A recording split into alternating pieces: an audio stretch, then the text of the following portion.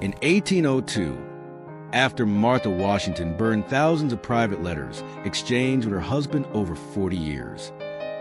One letter survived by accident, tucked deep in a desk drawer. As one of only 2 Washington family letters known to exist today, it reveals the immense personal sacrifice the Commander-in-Chief made to fulfill his duty to the nation. This historic artifact was written on June 18, 1775, just 3 days after Washington was appointed Commander-in-Chief. Yet, there is no joy or promotion here. Instead, it reads like a confession to his family. Washington admitted to his wife, "My dearest, you may believe me, I have used every endeavor in my power to avoid it." He tried so hard to refuse because the love he had to sacrifice was so beautiful. Let us turn back time to 1758. Washington was not yet the marble statue of man we know, but a dashing young colonel. At a ferry crossing on the Pamunkey River, this officer, famously punctual as a clock, met young Martha. He planned to stay only for dinner. He even kept his servant waiting outside with the horses. But the moment he saw Martha, all principles vanished. His servant waited from dusk until dawn, while dinner turned into a conversation that lasted all night.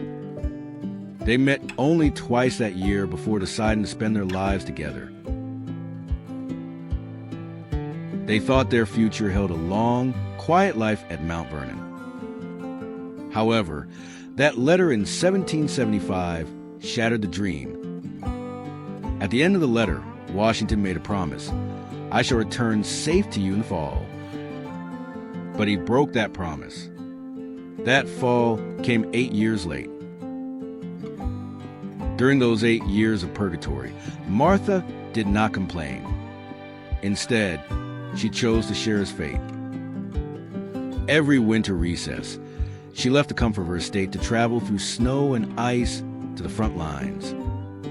She was the warmth in the freezing winter of Valley Forge. She mended shirts for ragged soldiers and rallied the officers' wives. To stay by her husband's side in camp, she even risked her life taking the smallpox inoculation, which had a high fatality rate at the time. Her actions told Washington, "If you give your life to the country, I will give my life to you." In 1783, the war finally ended. The following 6 years were the only fulfillment of the life that letter had yearned for. It was the only time in their lives undisturbed by the nation. They repaired their home, managed a farm, and watched the sunset like any ordinary old couple.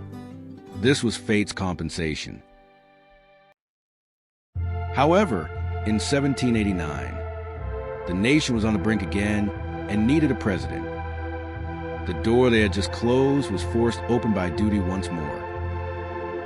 Privately, Washington told a friend, "My movement to the chair of government will be accompanied by feelings not unlike those of a culprit who is going to the place of his execution."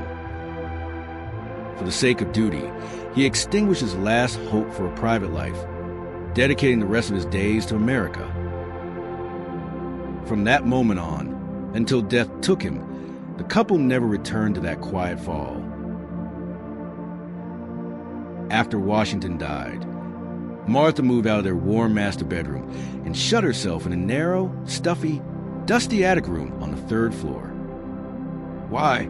Because it was the only window in the vast estate that looked out onto her husband's grave. She had burned their letters because she had given her husband wholly to American history, and she was determined to take their private memories to the grave. So she sat at that simple window, keeping watch alone for 2 years, until she joined him.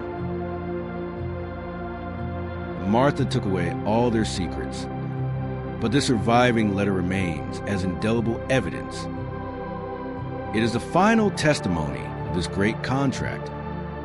He was a hero America needed, but to be that hero, he gave up the life he deserved.